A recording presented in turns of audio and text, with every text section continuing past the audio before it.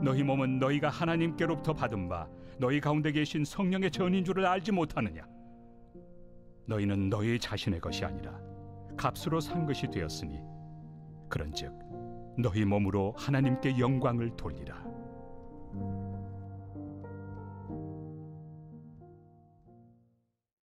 오늘 수요 성경 공부 시간에는 성도님들과 좀 특별한 주제를 가지고 함께 나누기를 원합니다.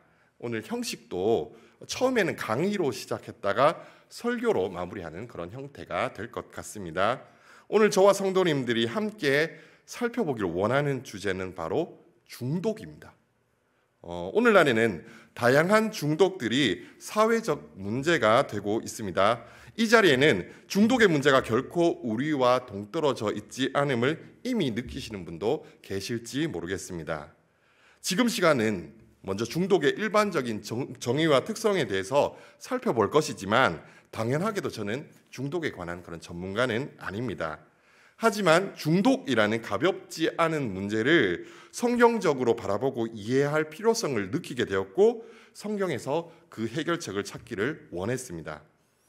제가 중독이라는 주제를 고민해 봐야겠다고 생각한 시점은 2019년 여름 제가 신학대학원 2학년으로 재학 중이던 때였습니다. 당시 좀 큰 파장을 일으킨 사건이 하나 일어나게 되는데요. 그것은요, 바로 세계보건기구에서 게임 중독을 질병으로 분류하는 그런 일이 있게 되었습니다. 그 일이 있고 나서 게임 중독은 정말 질병인가라는 주제가 많은 매체에서 이슈가 되었던 적이 있습니다. 처음 게임 중독이 질병으로 분류되었을 때 게임을 즐기던 사람들 사이에서는 이제 게임하는 사람들을 향해서 사람들이 전부 다 저 사람 병 걸렸다라고 이야기할 게 분명하다고 생각해서 걱정을 하는 사람들이 있었습니다. 저 또한 지금은 거의 게임을 하지 않지만 그 당시에는 신학대학원 2학년이 어쨌든 그 당시에는 게임을 했기 때문에 저도 좀 걱정을 했었던 그런 기억이 납니다. 한편으로는 게임 중독이 질병으로 분류되면서 게임을 어느 정도 해야 중독이라 할 수 있는지 정확한 기준이 생겼기 때문에 게임을 건전하게 즐기는 사람들이 중독자라는 누명을 벗을 수 있겠다라고 생각한 사람들도 있었습니다. 자, 그렇다면 게임을 어느 정도로 해야 중독이라고 할 수 있을까요? 세계보건기구에서 만든 국제 질병 분류 코드가 있는데요. 거기서 제시하는 게임 중독에 대한 3가지 진단 기준을 한번 살펴보도록 하겠습니다. 첫 번째, 스스로 게임하는 시간이나 횟수를 통제하지 못한다. 두 번째, 가장 중요한 삶의 가치가 게임이다. 물론 이제 프로게이머는 제외입니다. 게임을 직업으로 하는 사람은 제외고요. 자, 그리고 세 번째로 과도한 게임으로 인해 사회적 지장이 생겨도 멈출 수가 없다. 그리고 이러한 문제가 12개월 동안 이상 지속된다. 이렇게 놓고 보면 우리 주변에 게임 중독에 걸린 사람들이 많이 있나요?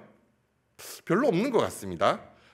게임 중독으로 진단받는 게 결코 쉬운 일이 아닙니다.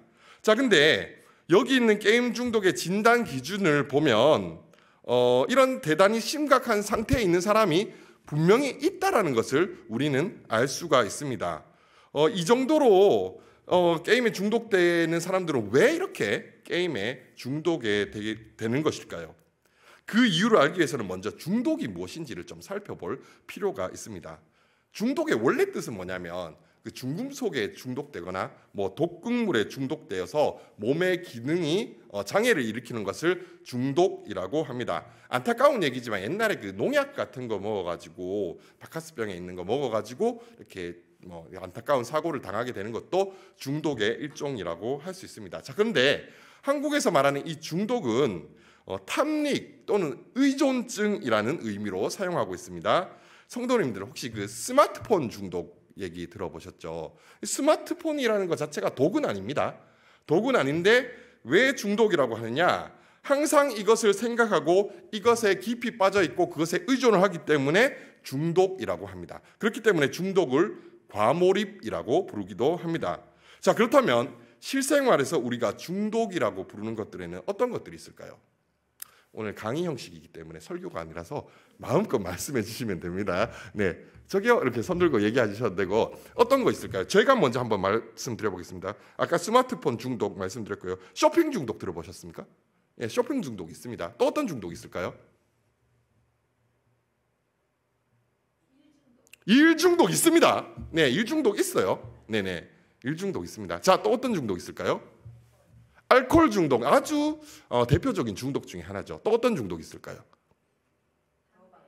도박 중독 있어요. 패가망신의 지름길, 도박 중독 있습니다. 또 어떤 중독 있을까요? 맞아요. 니코틴 중독이라고도 하는 담배 중독 있습니다. 담배 중독에 걸리면 그 옛날에 우리 청년들 중에 그런 사람 있었거든요. 그 담배 살 돈이 없는 거예요. 그 차비밖에 없는 거예요. 돈의 수중에 돈이. 그러니까 집에 걸어가면서 담배를 사더라고요. 예, 그런 중독 있습니다. 네, 또 어떤 중독 있을까요?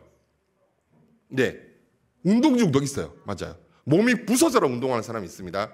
네, 이제 한두 가지만 더 한번 들어보도록 하겠습니다. 어떤 중독 있을까요?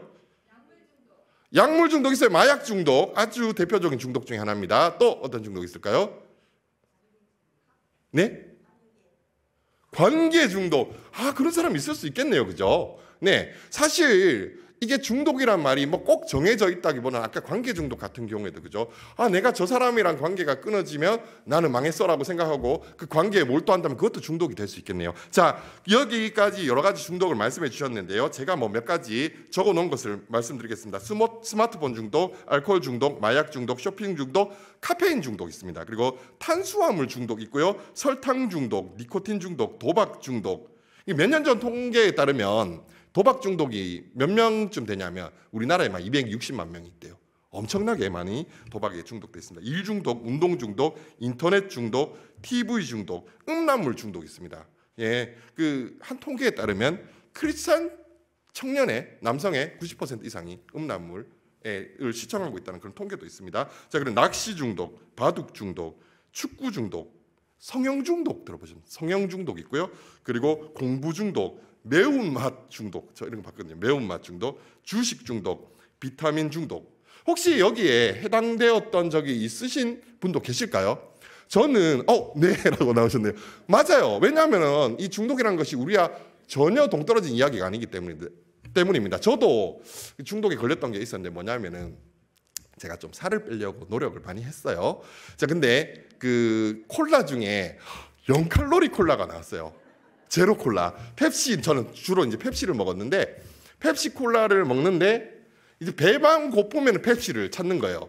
자, 근데 이게 중독이 되더라고요. 왜 중독되는지 아세요? 맞아요. 카페인이 있어요. 콜라에는. 카페인이 있어가지고 카페인 중독이 돼가지고 정말 물처럼 그걸 먹게 되더라고요. 그래서 이건 아니다 싶어가지고 그걸 끊게 되었던 적이 있습니다. 자, 이렇게 보면 굉장히 넓은 영역에서 중독이 일어날 수 있구나라는 것을 알 수 있습니다. 중독이라는 주제는 우리의 삶과 아주 밀접한 관련이 있는 주제라는 것입니다. 자, 근데 이런 중독에는요, 크게 한 두 가지 정도의 특성이 있습니다. 자, 그 첫 번째 특성이 무엇이냐면요, 바로 의존성을 가지고 있다는 것입니다. 마약 중독의 예를 들면 처음에는 호기심으로 시작을 하게 됩니다.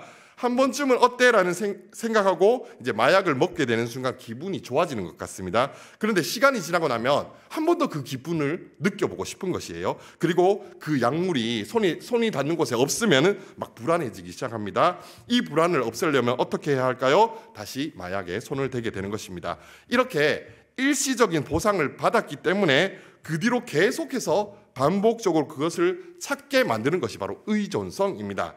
자, 중독된 그것이 없으면 마음이 허전하고 안절부절 못하게 되기도 하고 육체적으로도 막 금단 현상이 일어나게 되는 것입니다.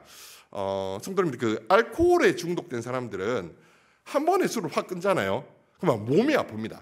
몸이 아프고 막 손발이 떨려서 생활을 할 수가 없는 경우도 있습니다. 그리고 금단 현상을 없애기 위해서 어떻게 하느냐 하면 또 술을 찾게 되는 것입니다. 자, 여기서 궁금한 것은 왜 약물에 중독된 사람들은 그것을 통해서 기분이 좋아진다라고 느끼게 되는 것일까요? 그 이유는 약물을 복용하면 뇌에서 도파민이라는 신경 전달 물질이 이렇게 분비가 되는데 이 도파민이라는 호르몬은요, 쾌락과 행복감을 느끼게 만드는 그런 역할을 하는 호르몬이기 때문입니다. 사실 도파민은 굉장히 중요한 것입니다. 우리 일상생활에서 언제 도파민이 나오냐면 맛있는 음식을 먹었을 때, 그리고 목표로 했던 일을 성취하게 되었을 때, 그리고 연애를 할 때, 그리고 시합에서 이겼을 때, 이런 상황에서 도파민이 분출이 되고 이것은 굉장히 중요한 호르몬이라고 할 수 있습니다. 자, 그런데 뇌에 직접적으로 작용하는 향정신성 약물은요, 복용하게 되면 뇌에서 그냥 이 도파민의 문을 열어버립니다. 그래서 도파민이 뿜어져 나오기 때문에 손쉽게 황홀한 기분을 느낄 수 있게 됩니다. 그만큼 또 쉽게 중독에 빠질 수가 있게 된다는 것입니다. 자, 그런 향정신적 약물에는 우리 주변에도 있는데요. 아까 말씀해 주셨던 니코틴도 그 중에 하나고요. 또 하나, 우리가 자주 먹는 카페인도 그런 정신성 약물 중에 하나입니다. 자, 그렇다면 약물이 아닌 것으로부터도 이런 기분을 느낄 수 있을까요? 제가 처음 언급했던 게임이 있었습니다. 게임은 약물은 아니지만 게임을 할 때에도 굉장히 많은 양의 도파민이 분비됩니다. 게임에서 승리했을 때나 게임 속 캐릭터가 막 강해졌을 때, 그리고 더 높은 순위에 내가 올라갔을 때 이 도파민이 분비가 되는 것입니다. 자, 이렇게 보면 게임도 중독될 수밖에 없겠죠. 게임 또한 높은 의존성을 가지고 있는 것입니다. 자, 그렇다면 도박 중독이 있습니다. 도박 중독. 도박 중독은 언제 도파민이 분비될까요? 돈을 땄을 때. 보통 그렇게 생각하잖아요. 근데 도박을 해서 돈을 땄을 때 도파민이 분비되면 우리가 돈을 벌었겠죠. 그죠? 패가망신을 당하는 게 아니라. 그죠? 실제로 도파민이 언제 분비되냐면 좋은 패를 잡았어요. 잡았는데, 죄송합니다. 너무 흥분했는데, 좋은 패를 잡았는데 이 패를 보고 어떤 생각을 하냐면, 저 눈앞에 있는 판돈이 전부 내 거야. 그때 도파민이 쫙쫙 나온다고 해요. 자, 그런데 보통 이런 영화나 드라마를 보면 아시겠지만 내 패가 좋으면 보통 상대패는 더 좋아요. 맞아요. 자, 그렇기 때문에 그렇게 해서 지고 자기가 가진 돈을 다 잃게 되는 겁니다. 자, 그런데도 지금 머리에서 어떤 기억이 있냐면, 저 돈이 다 내 거였는데, 그 생각이 계속 나는 것이에요. 그렇기 때문에 다시 패를 돌리고 있게 된다는 것입니다. 자, 이것이 의존성이고요. 자, 중독의 두 번째 특징은 무엇이냐면 바로 내성입니다. 자, 알코올 중독을 예로 들면 처음에는 술을 조금만 마셔도 기분이 좋고 취한 느낌이 들었는데, 시간이 갈수록 어떻게 해요? 한 잔, 두 잔으로 안 돼요. 몇 병을 마셔야 그 취한 느낌을 누릴 수가 있는 것입니다. 그리고 처음엔 약한 술을 마셨는데 나중에는 아주 센 술을 찾게 되는 것도 바로 이 내성 때문입니다. 자, 이 내성은 양을 늘리는 것뿐만 아니라 질적인 강도도 점점점 올라가야지만 만족을 느끼게 되기 때문에 점점 큰 자극을 찾게 됩니다. 아까 술의 경우도 그랬지만 도박을 할 때도 판돈이 점점 올라가야 재미가 있고요. 게임을 할 때도 게임 시간만 늘어나는 게 아니라 더 자극적인 게임을 해야 그 재미를 느끼게 된다는 것입니다. 이렇게 중독은요, 의존성과 내성이라는 특징을 가지고 있습니다. 자, 그렇다면 이 사람은 중독이야, 중독이 아니야, 이 사람 아직 중독의 초기 단계야를 구분할 수 있는 그런 기준은 무엇이 있을까요? 자, 그런 방법이 있는데, 기준이 있는데요.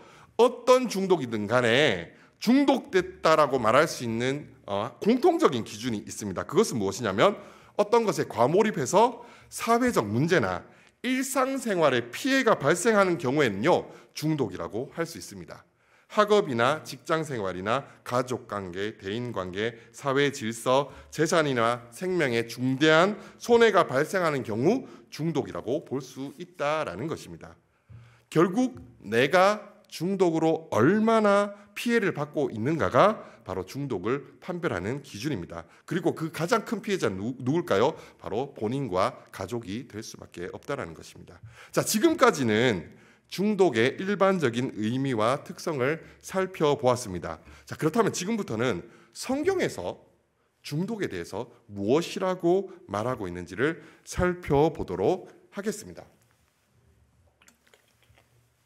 성경이 기록된 시기는 지금의 상황과 많이 다르기 때문에 당연히 게임 중독이나 니코틴 중독에 대한 그런 이야기들은 없습니다. 하지만 잘 알려진 중독 중에 하나인 알코올 중독, 술 중독을 통해서 우리에게 중독이 어떤 것인지를 말씀해주고 있습니다. 본격적으로 이 알코올 중독 이야기를 하기 전에 먼저 성도님들과 나누기를 원하는 주제가 있습니다. 기독교인은 술을 마셔도 될까요? 안 될까요?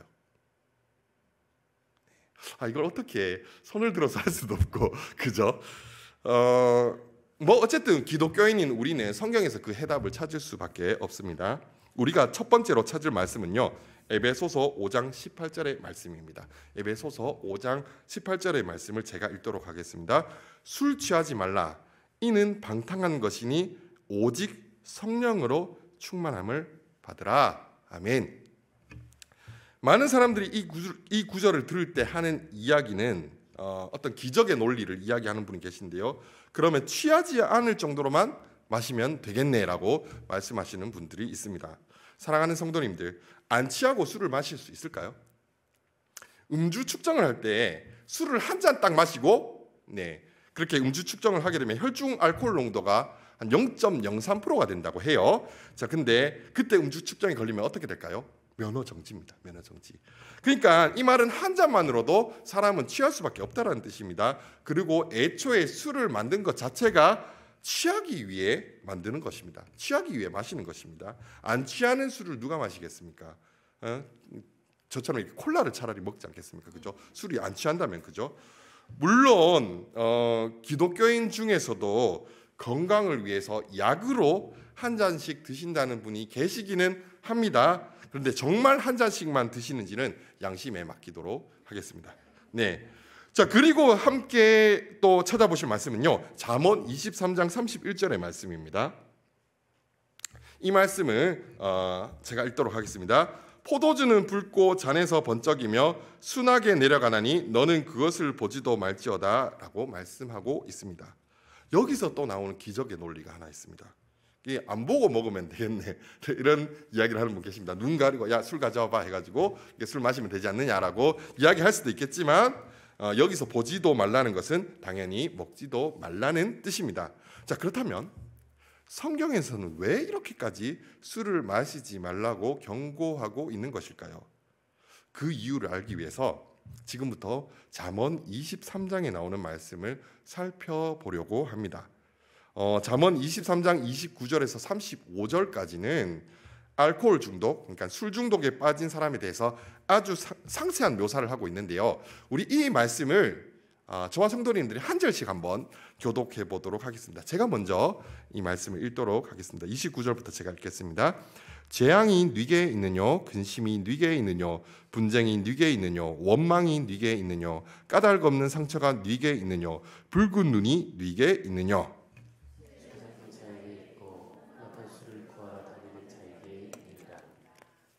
포도주는 붉고 잔에서 번쩍이며 순하게 내려가나니 너는 그것을 보지도 말지어다.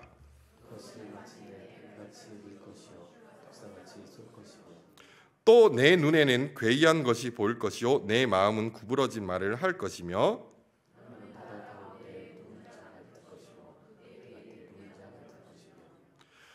함께 받겠습니다.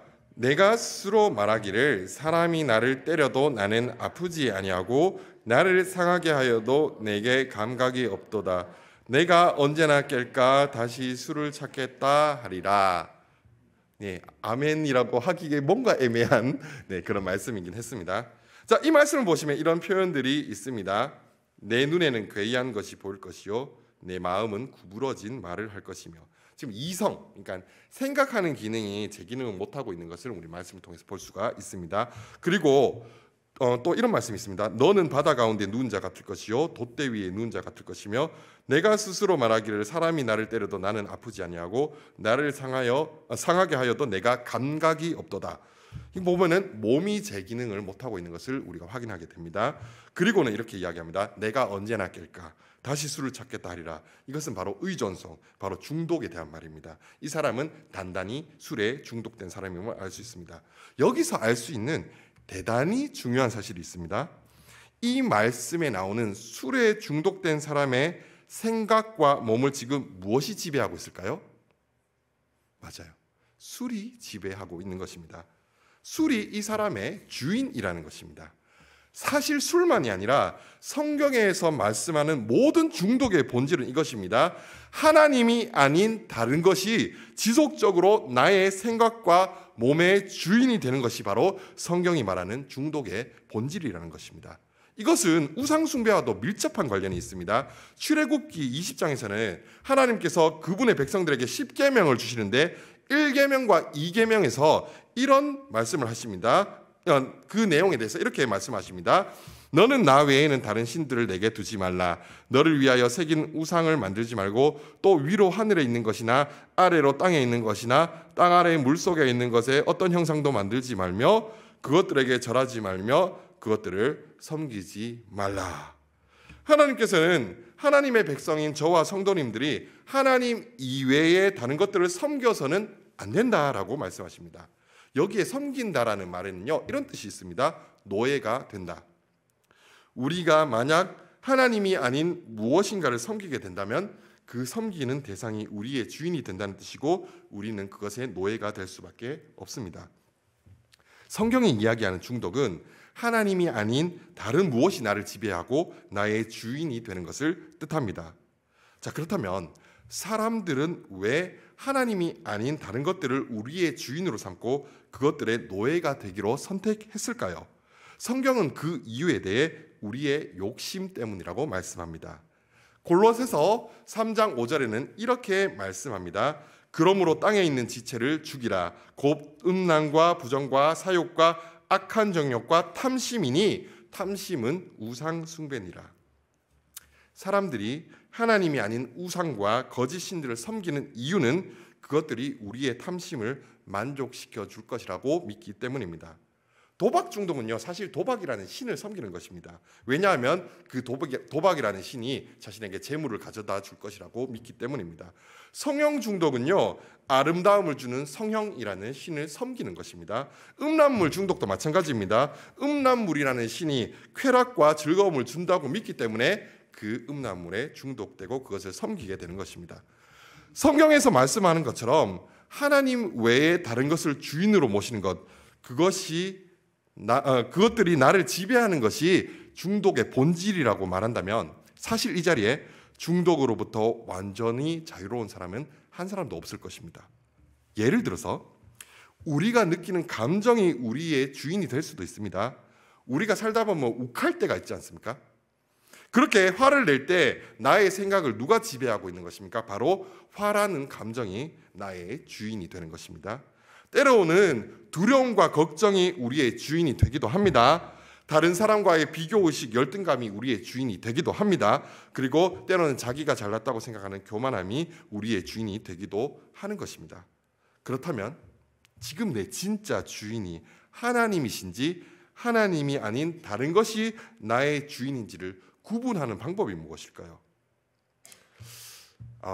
좀 갑자기 좀 이렇게 예화를 좀 생각하게 됐는데요. 만약에 주일날 제가 이렇게 있는데 성석봉 안수 집사님 저한테 찾아오셔가지고 그 목사님 죄송한데 지금 그 조명을 할 사람이 없는데 조명 좀 뒤에 방송실에서 조명 좀 제어해 주세요, 이런 이야기를 하셨다고 한번 생각해 보겠습니다. 근데 때마침 같은 시간에 임종갑 집사님께서 뭐라고 말씀하시냐면 여기 설거지 할 사람이 없는데 목사님 설거지 잠깐만 좀 도와주세요, 이렇게 동시에 이야기를 듣게 되었습니다. 자, 저의 주인이 누구인지 알 수 있는 가장 좋은 방법은 무엇일까요?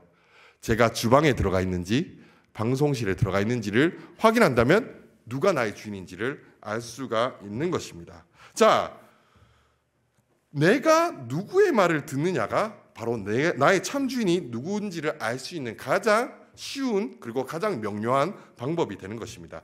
요한복음 10장 27절에서는 이렇게 말씀합니다. 내 양은 내 음성을 들으며 나는 그들을 알며 그들은 나를 따르느니라. 아멘. 우리가 하나님의 말씀을 듣고 있다면 우리의 주인은 하나님이신 것이고, 우리가 하나님이 아닌 다른 어떤 것의 말을 듣고 있다면 우리의 주인은 하나님이 아니라는 것입니다. 우리를 중독시키는 것들은 끊임없이 우리에게 이렇게 이야기합니다. 한 잔만 마시면 행복해질 거야. 한 군데만 더 고치면 넌 정말 아름다워질 수 있어. 진짜 즐거움은 게임 속에 있어. 이번 판에는 꼭 돈을 딸 수 있을 거야. 자, 이런 말을 듣고 그 말을 따른다면 우리의 주인은 하나님이 아닌 다른 어떤 것이 될 수밖에 없습니다. 자, 이렇게 나에게 들려오는 수많은 음성들 중에서 하나님의 말씀에 순종하기 위해서는 먼저 하나님의 말씀을 구별할 수 있어야 합니다. 그 하나님의 말씀을 구별할 수 있는 정확한 기준이 필요한데 그 정확하고 유일한 기준은 바로 성경입니다. 요한복음 1장 17절에서는 이렇게 말씀합니다. 17장 17절에서는 이렇게 말씀합니다. 그들을 진리로 거룩하게 하옵소서. 아버지의 말씀은 진리니이다. 하나님이 아닌 것들이 거짓말로 우리를 속이려 할 때 그 거짓말로부터 우리를 깨끗하게 지킬 수 있는 유일한 방법은 오직 하나님의 진리의 말씀뿐입니다. 자, 그런데 여기에 한 가지 문제가 있습니다. 진리를 아는 것과 그 진리를 따르는 것은 또 다른 이야기라는 것입니다.